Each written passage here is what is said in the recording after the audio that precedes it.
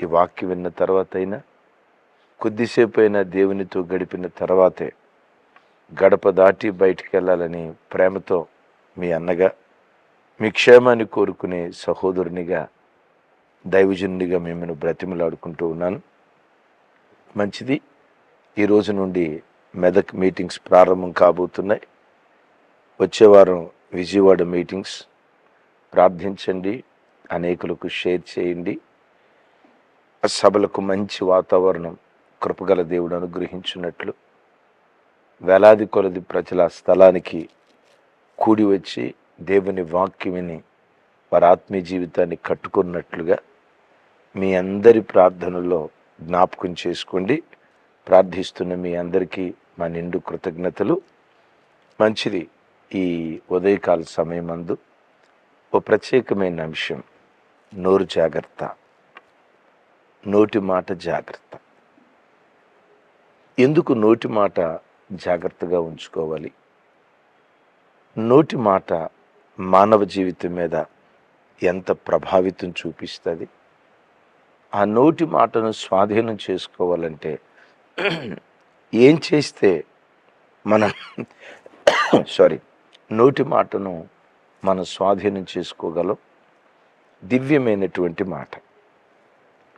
మనుషుడు ఉదయం లేచింది మొదలుకొని రాత్రి పండుకునే వరకు సగటున 7,000 నుండి 20,000 మాటలు మాట్లాడతారట, అప్రాక్సిమేట్గా ఆన్ అన్ యావరేజ్. ఓ మాట. పురుషులు ఎక్కువ మాట్లాడతారా, స్త్రీలు ఎక్కువ మాట్లాడతారా? కింద కామెంట్ బాక్స్లో రాయండి. మాట్లాడే పరంపరలో స్త్రీలు ఎక్కువ మాట్లాడతారా, పురుషులు ఎక్కువ మాట్లాడతారా? విశ్లేషణ కింద కామెంట్ బాక్స్ రాయండి. ఇప్పుడు నేను చెప్తా. ఇదేం పెద్ద మర్మయుక్తమైన ప్రశ్న ఏం కాదు.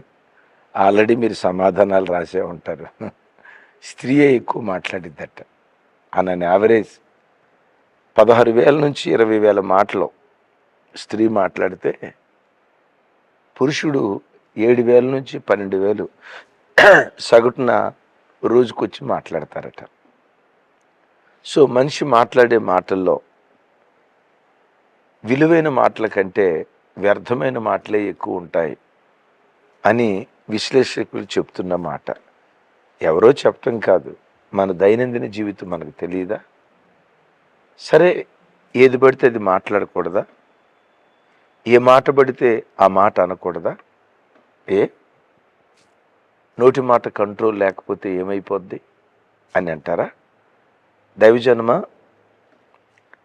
నీ నోటి మాటకి లేక నీ నాలుగుకి ఎంత శక్తి ఉందో పరిశుద్ధ లేఖనాల్లో చూస్తే, జీవ మరణములు నాలుక వశం అని రాసింది.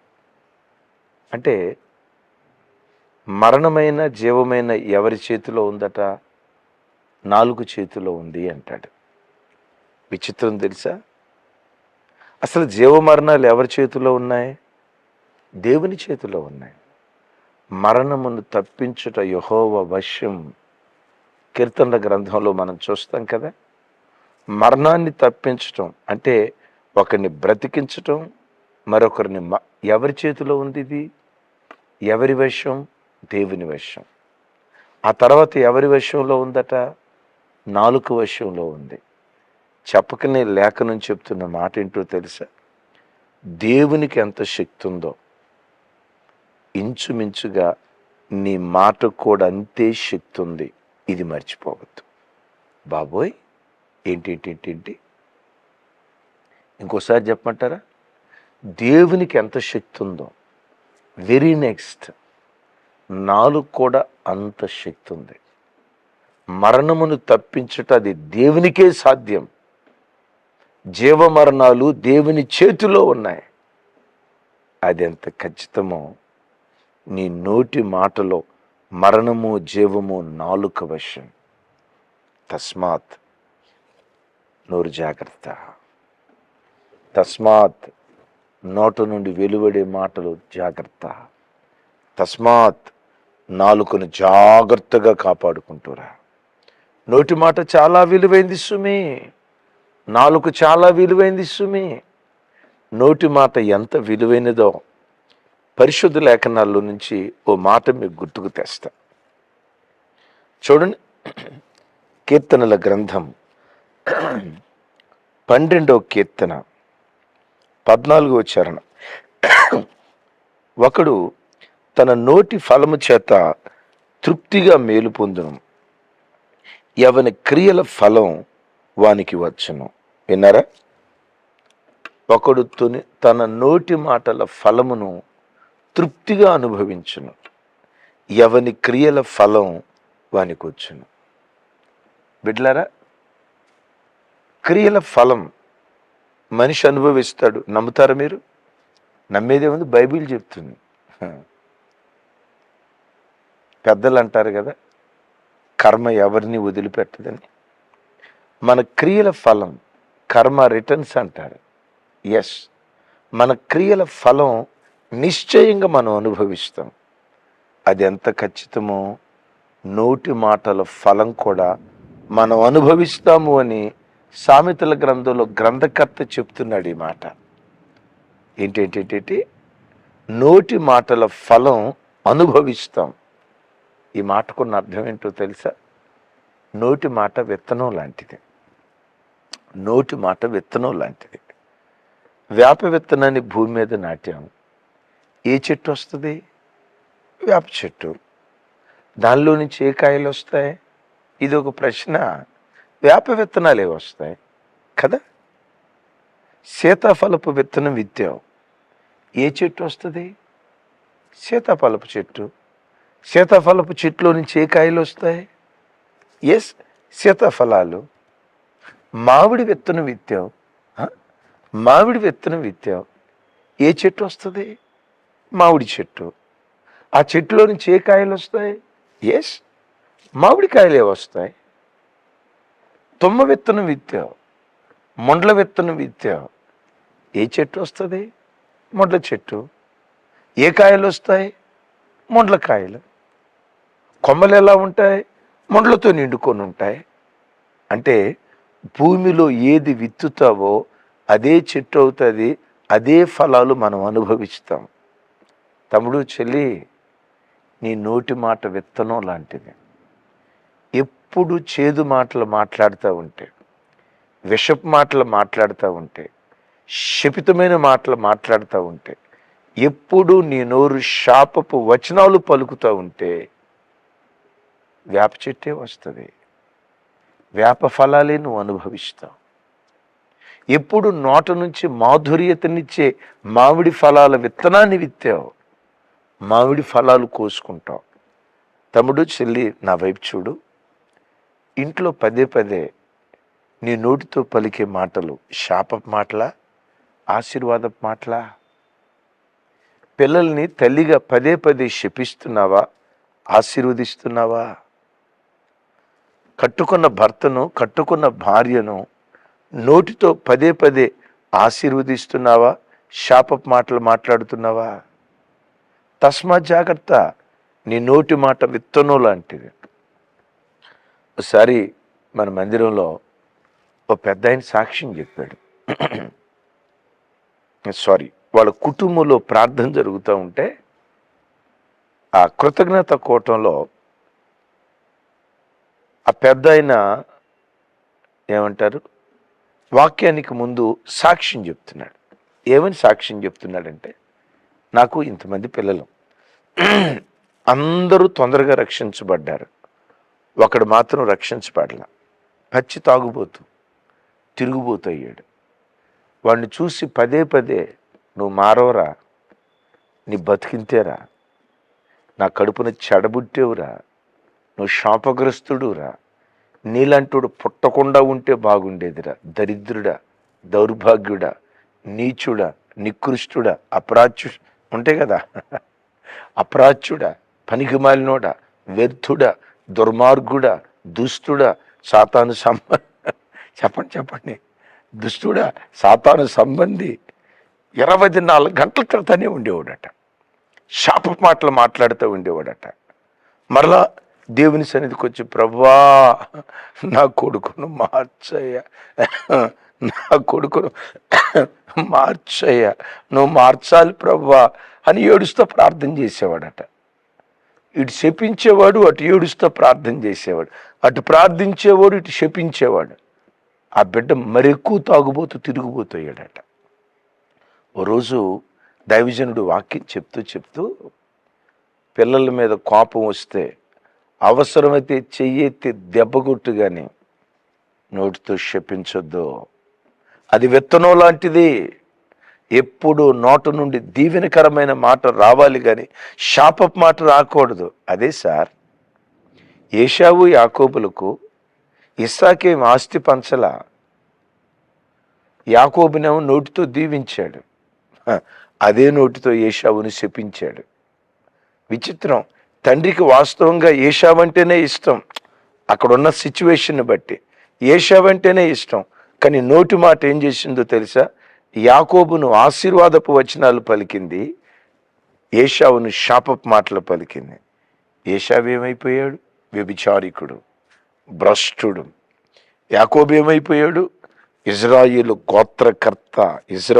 గోత్రకర్త, మహానయములాగా ఆశీర్వదించబడ్డాడు. ఈ మాటలు దైవజనుడు చెప్తే ఆ మాట విని నాట నుండి నోరు జాగ్రత్తగా కాపాడుకుంటూ, ఎంత కోపం వచ్చినా, ఎంత ఆవేశం వచ్చినా, అవసరమైతే పెండ్లైన తర్వాత కూడా కొడుకును చెయ్యెత్తి కొట్టేవాడు కానీ శపించేవాడు కాదట, దీవించేవాడట. ఆ దీవెన వాక్కు విత్తనం కదా, ఆ విత్తనం మొలకెత్తి అది చెట్టై అద్భుతం. మారడు అనుకున్న కొడుకు విప్లవాత్మకంగా మారిపోయాడు, ఆశ్చర్యకరంగా మారిపోయాడు. ఆ తండ్రి అంత భక్తి కలిగిన వాడో, ఆయన కూడా, ఆ కొడుకు కూడా అంత భక్తి కలిగిన వాడిగా మార్చబడటానికి దేవుడు కృప చూపించాడని పెద్ద ఆయన సాక్ష్యం చెప్తున్నాడు. తమ్ముడు, నీ చుట్టూతా ఎలాంటి పరిస్థితులున్నా, కఠినమైన భర్త అయినా, కఠినమైన భార్య అయినా, మాట వినని పిల్లలైనా, కఠినమైన పరిస్థితులు చుట్టూతో ఆవరించిన నోటితో పదే ఈరోజు ఉన్నట్లుగా రేపు ఉండదో, నా దేవుడు నా పరిస్థితులు మారుస్తాడు. ఈ గయ్యాలి భార్య రేపు సాత్వికురాలు అవుతుంది. ఈ అవిధేయులైన పిల్లలు రేపు విధేయులుగా మార్చబడతారు. చాచే నా చెయ్యి ఒకరోజు వస్తుంది, ఇచ్చే చెయ్యిగా నా దేవుడు ప్రతిష్ఠిస్తాడు. పదే నోటితో ఈ మాటను విత్తనం, ఆ ఫలాలు కోసుకుంటాం. జీవమరణములు నాలుక వశం. బిడ్లరా, నోటి మాట రెండు సిచ్యువేషన్స్ లేఖనాల్లో నుంచి చెప్తాను. ఎందుకు నోరు జాగ్రత్తగా ఉండాలి, నోటి మాటను ఎందుకు జాగ్రత్త పరుచుకోవాలి. బైబిల్లో రెండు సన్నివేశాలు. ఒకటి, నోటి మాటను బట్టి బ్రతుకున్న వాళ్ళు చచ్చిపోయారు, అదే నోటి మాటను బట్టి చచ్చినోళ్ళు బ్రతికారు. ఏంటి ఇంకోసారి చెప్పండి అన్న అంటారా? రివైండ్ చేసుకొని వినొచ్చు, అయినా నేను చెప్తాను మీకు. ఏంటో తెలుసా? నోటి మాట బ్రతుకున్న వాళ్ళని చంపింది, అదే నోటి మాట చచ్చిన వాళ్ళని బ్రతికించింది. ఎక్కడో చెప్పంటారా? రాహేలు విగ్రహాలను దొంగిలించింది. ఆ విగ్రహాలను దొంగిలించి యాకోబు పద్దనరాముకు, అదే తండ్రి ఇంటికి బయలుదేరి వచ్చేటప్పుడు తన భర్తతో పాటు ఆ విగ్రహాలను తీసుకొని వచ్చింది. చూడండి అన్నమాట. ఆదికాండం 31వ అధ్యాయం 30వ వచనం నుంచి నేను చదువుతాను. నీ తండ్రి ఇంటి మీద బహువాంఛ గలవాడవై వెళ్ళగోరిని ఎడల వెళ్ళుము, నా దేవతలను నువ్వు దొంగిలించనేలా అనగా, అదే రాహేలు విగ్రహాలు దొంగిలించింది. అది యాకోబుకు తెలియదు. దొంగిలించారన్న సంగతి లాబాను తెలుసుకొని యాకోబుతో అంటాడు, నీ తండ్రి ఇంటికి వెళ్ళాలనే వాంఛ నీకుంటే వెళ్ళు, నా విగ్రహాలను ఎందుకు దొంగిలించావు, నా విగ్రహాలను ఎందుకు దొంగిలించావు అని అంటే, రాహేలు విగ్రహాలు దొంగిలించిందన్న సంగతి యాకోబుకు తెలియక ఏం మాట్లాడుతున్నారు చూడండి. 31వ వచనం. యాకోబు నీవు బలవంతముగా నా యొద్ద నుండి నీ కుమార్తెలను తీసుకుపోదువేమో అనుకుని భయపడి తిని, ఎవని యొద్ద నీ దేవతలు కనబడునో వారు బ్రతకకూడదు. నీవు నా ఎదుటనున్న వాటిని మన బంధువుల ఎదుట వెతికి నీవు దాన్ని తీసుకొనుమని లాబానుతో చెప్పాను. రాహేలు వాటిని దొంగిలినని యాకోబునకు తెలియలేదు. ఏమంటాడు? ఎవరి యొద్ద నీ దేవతలు కనపడతాయో వారు బ్రతకకూడదు అంటే ఏమన్నాడు? వాళ్ళు చావాలి. నేనంట భక్తుడైన యాకోబును తప్పుబట్టి అంత గొప్పవాళ్ళం కాదు, కానీ ఓ మాట అంట, అయ్యా ఎవరి యొద్ద దొరికాయో నువ్వు తీసుకొని వెళ్ళిపోవచ్చయ్యా, వాళ్ళ తరపు నేను క్షమాపణ అడుగుతా. నాకైతే తెలియదయ్యా, నేనైతే దొంగిలించలా. ఒకవేళ నీ మనవుల్లో ఎవరైనా, నీ కుమార్తెల్లో ఎవరైనా, నీవిచ్చిన దాసీల్లో ఎవరైనా తీశారేమో తెలియదయ్యా, నన్ను క్షమించు. ఒకవేళ ఉంటే తీసుకొని వెళ్ళిపో, మావయ్య నీకు అడ్డే ఉంది తీసుకొని వెళ్ళిపో అని మాట్లాడితే ఎంత బాగుండేది. ఏమంటాడు? ఎవని యొద్దైనా అది దొరికితే వాడు బ్రతకూడదు, చావాలి అంటాడు. ఏ మాట మాట్లాడాడు? చావును గూర్చిన మాట మాట్లాడాడు. ఏం జరిగిందో తెలుసా? కనానుకు చారక మునిపే బెత్లెహేము మార్గంలో బెన్యామీనును ప్రసవిస్తూ పురిటి నొప్పులతో మార్గంలోనే రాహేలు చచ్చిపోయింది. దేవుడు నాకు ఇచ్చిన కోణం. యాకోబా, రాహేలమ్మ వయసు చిన్నది కదయ్యా, ఎట్లా చచ్చిపోయింది? యాకోబా, రాహేలమ్మకి ఇదే మొదటి కానుపు కాదు కదా. సహజంగా మొదటి కానుపు అయితే ఇట్స్ డేంజరస్. స్త్రీకి మొదటి కానుపు మరణంతో సమానం అంటారు. ఆల్రెడీ మొదటి కానుపులో యోసేపు పుట్టాడు, సుఖప్రసవం జరిగింది. అప్పుడేమి సిజేరియన్ జరిగిందా? ఆపరేషన్ జరిగిందా? సుఖప్రసవం. మొదటి కానుపే సుఖప్రసవం జరిగితే రెండవ కానుపు ఇంకెంత సుఖప్రసవం అయి ఉండాలి. కానీ ఏం జరిగింది? రెండవ కానుపులో చనిపోయిందండి. యాకోబా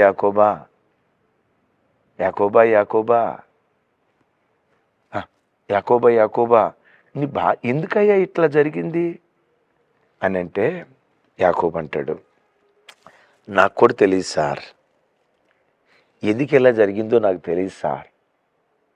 అప్పుడు దేవుడు అంటాడు, ఆవిడ దొంగిలించిందన్న సంగతి యాకోబుకు తెలియదు కదా. ఏమో తర్వాత తెలిసిందేమో నాకు తెలియదు, బైబిల్లో రాయబడలేదు కాబట్టి చెప్తున్నాను. ఇప్పుడు దేవుడిని అడిగితే, యాకోబా నీ నోటి మాటల ఫలాన్ని నువ్వు అనుభవించావు. ఎవరి యొద్ద ఉందో వారు మరణించాలి. విన్నారా? యాకోబు నోటి మాట బ్రతుకున్న వాళ్ళను చంపింది. షూనేమీరాలి నోటి మాట చచ్చినోళ్లను బ్రతికించింది. ఎలీషా ప్రవక్తకు ఆశ్రయం ఇచ్చిన షూనేమీరాలుందే, ఆ షూనేమీరాలి గర్భాన్ని దేవుడు తెరిస్తే వృద్ధాప్యంలో భర్త వృద్ధుడై ఉండగా చక్కటి కుమారుణ్ణి ఇచ్చాడు. ఏం జరిగిందో, ఇదిగో తలపోయనే అంటూ తల్లి ఒడిలో చనిపోయాడు. ఆ తల్లి ఎంత గొప్పదో తెలుసా? చనిపోయిన ఆ కొడుకును మంచం మీద పరుండు పెట్టి భర్త కబురు పంపించింది. భర్తకు కొడుకు చనిపోయాడని కబురు పంపించలా. నేను ప్రవక్త దగ్గరికి వెళ్ళాలి, నాకు అనుమతి ఇవ్వండి, ఓ పనివాడిని పంపించండి. పనివాడు వచ్చాడు, గాడిదలను తీసుకొని షూనేము పట్టణం నుంచి కర్మేలు ప్రాంతానికి వెళ్తుంది. కర్మేలు పర్వతం మీద నుండి ఎలీషా షూనేమీరాలు వైపు చూశాడు. శిష్యుడున్నాడు కదా గెహజీ, షూనేమీరాలు వస్తుందేంటి, ఏం జరిగింది ఆ ఇంట్లో? బిడ్డ, తల్లి, కుటుంబం సుఖంగా ఉన్నారా లేదా అడిగిరా అని గెహజీ వచ్చి అడుగుతున్నాడు. చూడండి ఆ మాటలు. రాజుల రెండవ గ్రంథం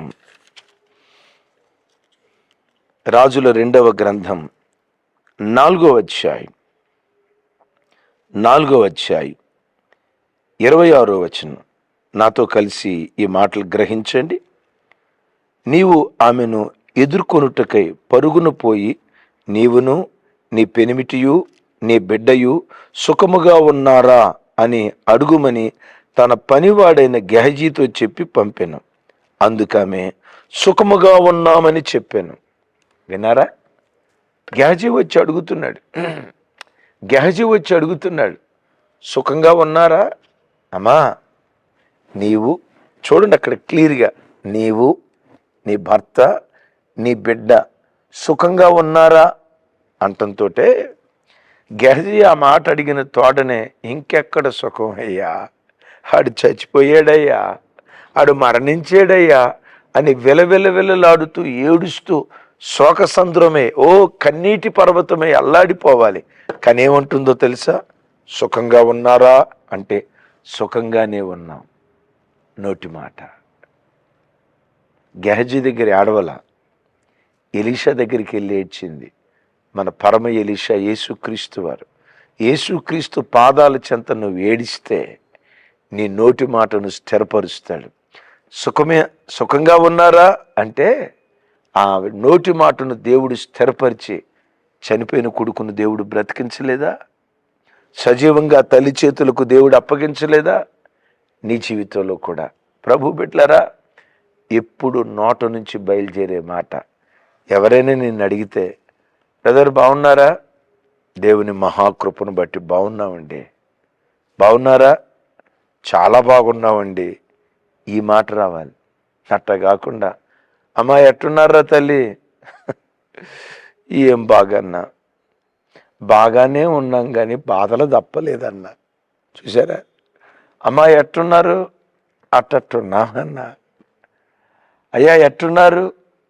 ఇప్పటి వరకైతే బాగానే ఉన్నామన్నా. అంటే తర్వాత ఏవైనా జరగవచ్చని కదా. ఇప్పటి వరకైతే బాగానే ఉన్నామన్నా. నో, నిన్నెవ్వరు అడిగినా సుఖంగా ఉన్నారా?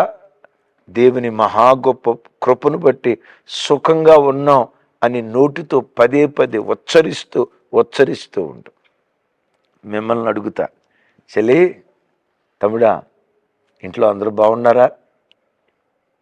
మీరు కూడా బాగానే ఉన్నాం కానీ బాధలు తప్పలేదయ్యా అని అంటారా? నో. ఈ వాక్యం విన్న తర్వాత దేవుని మహా గొప్ప కృపను బట్టి చాలా చాలా చాలా బాగున్నాం. మరలా అడుగుతా, బాగున్నారా చెల్లి? మిమ్మల్ని ఏం బాగన్నా, మా బాధలు మీకేం తెలుసు, ఈ డైలాగ్ వద్దు, ఈ మాట వద్దు. వాక్యం విన్నాం కదా, నీ నోటి మాట విత్తనం లాంటిది. మోరియా పర్వతం మీదకి వెళ్ళేటప్పుడు అబ్రహాం అంటాడు, మీరు ఇక్కడే ఉండండి, నేను నా కుమారుడు మోరియా పర్వతం మీదకి వెళ్ళి బలిపీఠం కట్టి యెహోవాకు మొక్కి తిరిగి వచ్చేదము అంటున్నాడు. ఇస్సాకు అబ్రహాము వెళ్ళేటప్పుడు అబ్రహాము ఇస్సాకును బలిచ్చిన తర్వాత మిగిలేది ఒక్కడు కదా, తిరిగి వచ్చేదను అనాలి. వచ్చేదము అంటున్నాడు. ఎందుకో చెప్పమంటారా? నోటి మాట విత్తనం అన్న సంగతి అబ్రహాముకు తెలుసు. విన్నారా? నోటి మాట విత్తనం అన్న సంగతి అబ్రహాముకు తెలుసు. సౌలు చేత తరమబడుతున్న దినాల్లో, అవును, తండ్రి అందరినీ మిలిటరీలో జాయిన్ చేసి, ఒరే మిలిటరీలో జాయిన్ అయ్యి ఉద్యోగం చేసి అంత లేదులేరా నీకో, నువ్వు గొర్రెలు కాసుకోరా అని తండ్రి గొర్రెలు అప్పగించి అడవులు పాలై అడవుల్లో గొర్రెలు కాసుకుంటూ ఉన్నప్పుడు, సౌలు చేత తరమబడుతూ ఉన్నప్పుడు దావీదు పాడిన పాట ఏంటో తెలుసా? నా బ్రతుకు దినములన్నిట కృపాక్షేమాలే నా వెంట వస్తాయి. ఊరుకో, నీ మాటలు తప్పితే కృపాక్షేమాల? నీ వెంట నిన్ను వెంటాడుతుంది దరిద్రమయ్యా, మరణదోత వెంటాడుతుందయ్యా, శాపం వెంటాడుతుందయ్యా, తిరస్కారం వెంటాడుతుందయ్యా, అవమానం వెంటాడుతుందయ్యా. క్షేమం కాదు, క్షామం వెంటాడుతుంది. ఏం నువ్వు పాడే పాట ఏంటి, నీ జీవితం ఏంటి అని దావీదుని అడిగితే దావీదు అంటాడు, నా నోటి మాట విత్తనం లాంటిది. ఈరోజు క్షామమే, రేపు క్షేమం. ఈరోజు నష్టమే, రేపు లాభం అన్నట్లుగా విత్తనం లాంటి మాటలు వాళ్ళు ప్రవచిస్తూ మాట్లాడారు. వారి మాటను దేవుడు స్థిరపరిచాడు. తమ్ముడు, నోరు జాగ్రత్త. చెల్లి, నోరు జాగ్రత్త. నా జీవితంలో నేను ఎవ్వరిని నా నోటితో శపించిన దాఖలాలు నాకు తెలిసి ఈ రోజు వరకు లేవు. నోటు నుంచి మాట బయలుదేరితే దీవెన మాటే రాణిస్తా, కానీ శాపపు మాట పొర్రపాటున నా నోట రానివ్వను. మీరు అనొచ్చు, అన్నయ్య మరి నా జీవితంలో నా నోటి మాట మీద నాకు స్వాధీనం ఉండాలంటే ఏం చేయాలో తెలుసా? పరిశుద్ధాత్మ కొమ్మరింపు నీలో జరిగితే, పరిశుద్ధాత్ముడు నిజంగా నీలోనికి దిగొచ్చి ఆత్మదేవుడు నీ లోపల పని చేయటం ప్రారంభిస్తే నోటి మాట మీద జయం నీకు దొరుకుతుంది. బైబిల్లో ఎక్కడుందన్నా? అదే మేడగది మీద పరిశుద్ధాత్మ కొరకు కనిపెట్టేటప్పుడు ఆత్మదేవుడు విభాగించబడిన నాలుకల వలె వచ్చారు. లేఖనాల్లో చూస్తాం కదా. పరిశుద్ధాత్మ కొమ్మరింపు జరిగితే ఆత్మదేవుడు నీ నాలుకని చీల్చేస్తాడు. రాదగిన మాటే నీ నోట రానిస్తాడు, రాకూడని మాట నోట నుంచి చీల్చేస్తాడు. అట్టి స్వాధీనంతో కూడుకున్న మాట నీ నోట పరిశుద్ధాత్మ ద్వారా దేవుడు అనుగ్రహించునుగాక. ఈ మాట వింటున్న తమ్ముడు, చెల్లి, నీ దేవునికి ఎంత శక్తి ఉందో నీ నాలుగు కూడా అంత శక్తి ఉంది. నీ నోటితో నిన్ను దీవించుకో, నీ నోటితో నీ పిల్లల్ని దీవించు, నీ నోటితో నీ భార్యను దీవించు, నీ నోటితో నీ పిల్లలను దీవించు, నీ నోటితో నీ భర్తను దీవించు, అత్తింటి వారిని దీవించు, తల్లింటి వారిని దీవించు. ఎక్కడ కనపడ్డా గాడ్ బ్లెస్ యూ. విజయవాడలో రేపు మీటింగ్స్ ఏర్పాటు చేయబోతున్నాం. ఒక అన్న నోటితో పదే ఏమంటాడు తెలుసా? గాడ్ బ్లెస్ యూ అంటాడు. చిన్నోళ్ళని లేదు, పెద్దోళ్ళని లేదు. చివరికి నాతో మాట్లాడేటప్పుడు కూడా ముగింపులో ఒక మాట అంటాడు, అన్న గాడ్ బ్లెస్ యూ అన్న. నన్ను కూడా దీవిస్తాడు. నాకు భలే సంతోషం అనిపించింది. అది ఎప్పుడు నోట దీవెన మాట నా దేవుడు ఉంచునుగాక. ప్రార్థన చేయమంటారా? నా చేతులెత్తి మిమ్మల్ని దీవిస్తూ ప్రార్థన చేస్తాను. సర్వశక్తి గల తండ్రి, ఈ వాక్యం విన్న ప్రతి బిడ్డ కొరకు స్తోత్రాలు. వారి పిల్లలు ఆశీర్వదించబడుదురుగాక, వారి పిల్లలు దీవించబడుదురుగాక. తల్లి వంశంలో తండ్రి వంశంలో ఎవ్వరు దీవించబడనంతగా ఈ వాక్యం విన్న ప్రతి కుటుంబం దీవించబడునుగాక. తరతరాల ఆశీర్వాదం యేసు నామం పేరిట ఈ బిడ్డల తలల మీద మీరు కుమ్మరించుదురుగాక. పిల్లల కోసం కన్నీళ్లు కారుస్తున్న తల్లిదండ్రుల కొరకు ప్రార్థిస్తున్నాను. ఆ తల్లిదండ్రుల కంటే వారి పిల్లలు ప్రముఖులుగా గొప్పవారిగా మార్చబడుదురుగాక. అయ్యా, మీ సన్నిధిలో ప్రార్థిస్తున్నాను. అనారోగ్యంతో ఇబ్బంది పడుతున్న బిడ్డలకు ఇప్పుడే చక్కటి ఆరోగ్యం దయచేయుదురుగాక. పిల్లల వివాహాలు కాలేదని అల్లాడిపోతున్న బిడ్డల జీవితాల్లో యేసు నామం పేరిటి మాసం ఒక శుభవార్త వినిపించుదురుగాక. ఉద్యోగాలు లేవని విలవిల్లాడిపోతున్న ప్రజల జీవితాల్లో ఈ మాసమే చక్కటి ఉద్యోగం యేసు నామంలో దయచేయుదురుగాక. చేతులెత్తిని ప్రజలను దీవిస్తూ ఉన్నాను. సమస్త ఘనత మహిమ ప్రభావాలు మీకే ఆరోపిస్తూ యేసు నామం పేరిట ప్రార్థించి స్తుతించి పొంది ఉన్నాం తండ్రి, ఆమేన్. తండ్రి అయిన దేవుని ప్రేమ, కుమారుడైన యేసుక్రీస్తు వారి దివ్యకృప, పరిశుద్ధాత్మ దేవుని సహవాసం మనకు సకల పరిశుద్ధులకు సదా తోడయుండి నడిపించునుగాక. ఆమేన్.